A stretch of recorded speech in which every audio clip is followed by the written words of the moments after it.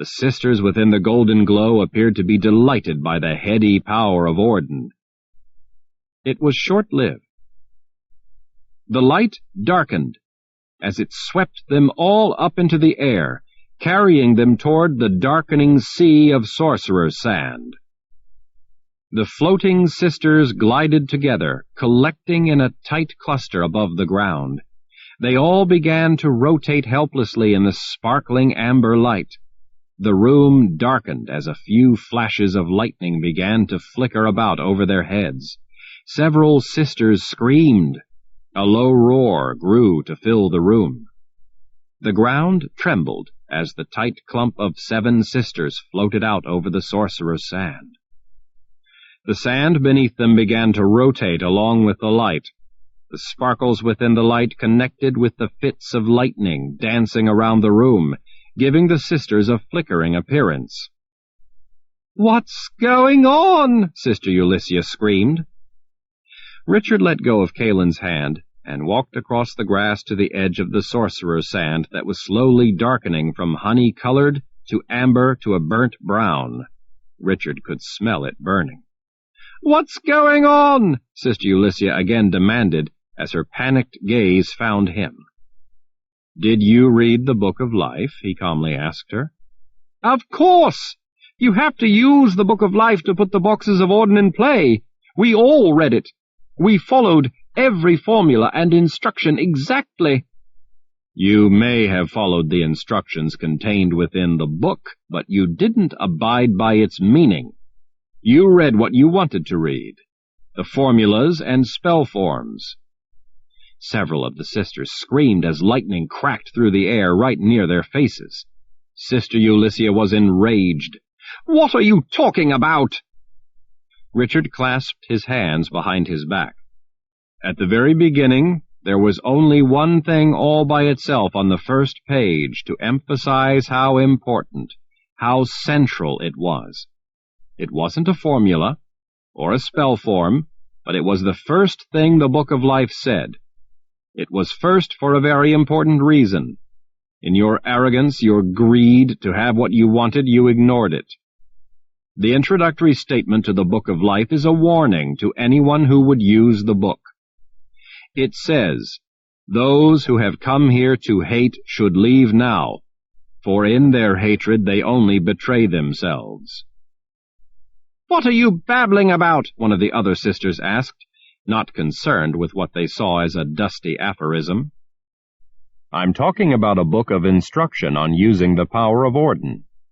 The Book of Life is the very first thing needed to use that power. Such power is dangerous almost beyond measure. Those who created it wanted to protect it. Most dangerous things of magic are protected by guards, defensive shields, and fail-safes. Orden was designed to counter chain fire, but because it needed to be profoundly powerful to do that, that also made it profoundly dangerous. Those who created it came up with a fail-safe that is at once both striking in its simplicity and foolproof. That safeguard says, "Those who have come here to hate should leave now, for in their hatred they only betray themselves." "So what?" Sister Ulysses screamed. "So," Richard said with a shrug, "it's a warning. About as deadly a warning as there can be. It's telling you that hate will trigger a deadly reaction from the power of Orden. If you want to use Orden to cause harm, then that can only mean that you would have to be someone who hates.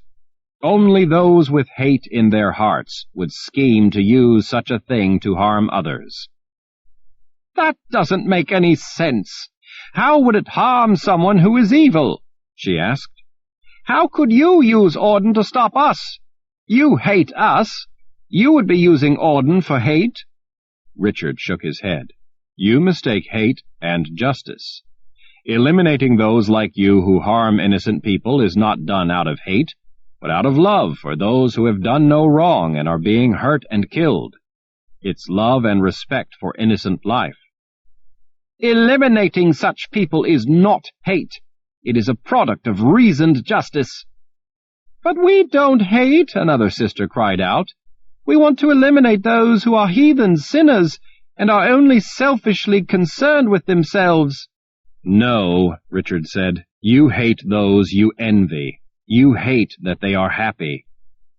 "But we used the Book of Counted Shadows," Sister Ulyssia cried in desperation. "We followed the original exactly. It still should have worked." "Well," Richard said as he strolled before the blackening sorcerer's sand, "even if you disregard the safeguard in the Book of Life, I'm afraid that you made a mistake thinking that the Book of Counted Shadows would be of any use." "But it's the real book, the original." Richard smiled as he nodded. "It's the original of yet another failsafe. Didn't you read the first thing in that book as well? It also put the important warning first." "What warning?" "The warning to use a confessor." "But we had the original. We had no need of a confessor." "The warning wasn't that you need a confessor. The warning was the mention of a confessor at all." Zed, unable to contain himself, held up a hand.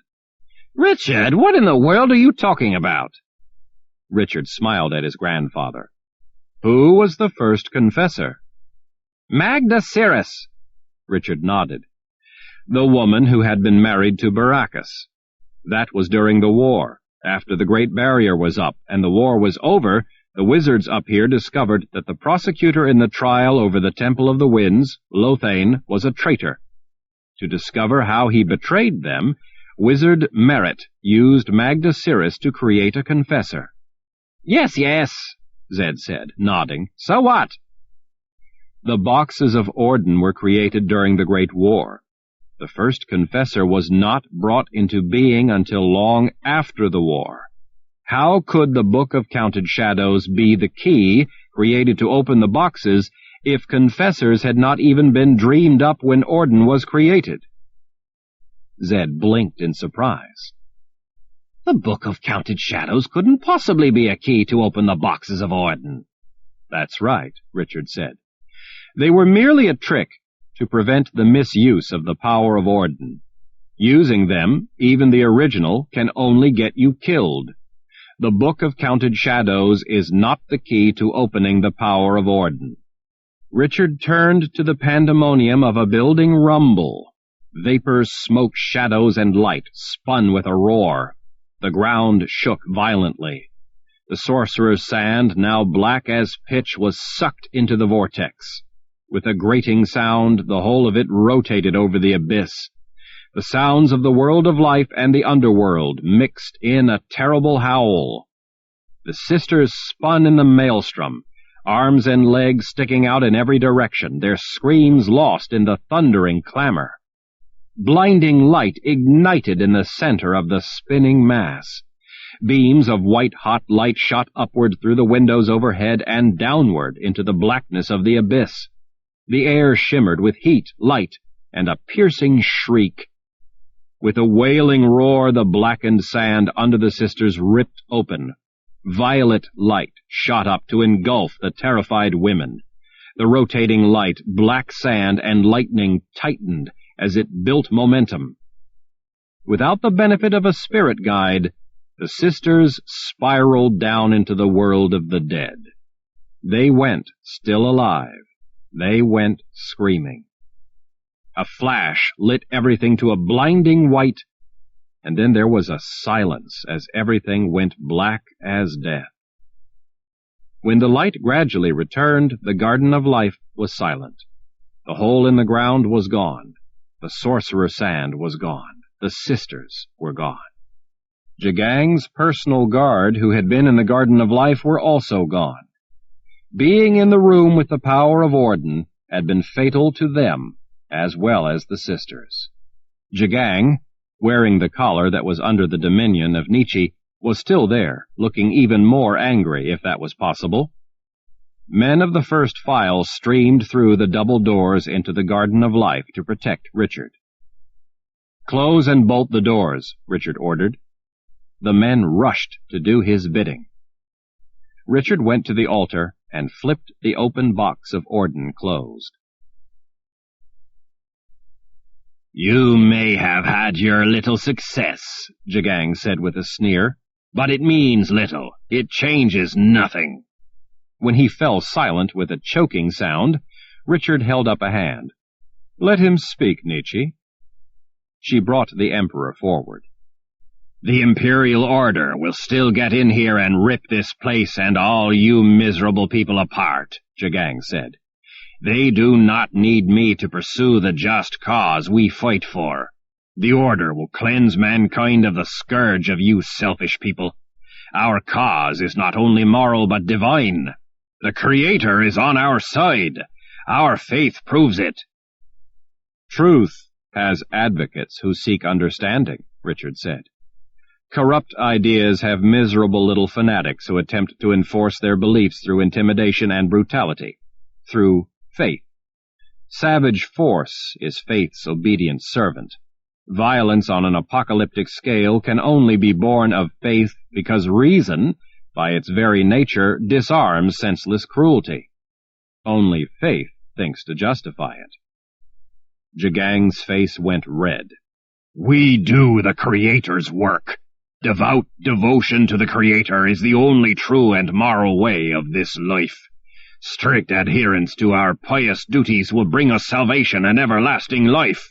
It is the blood of non-believers like your people that lifts us to the side of the Creator himself.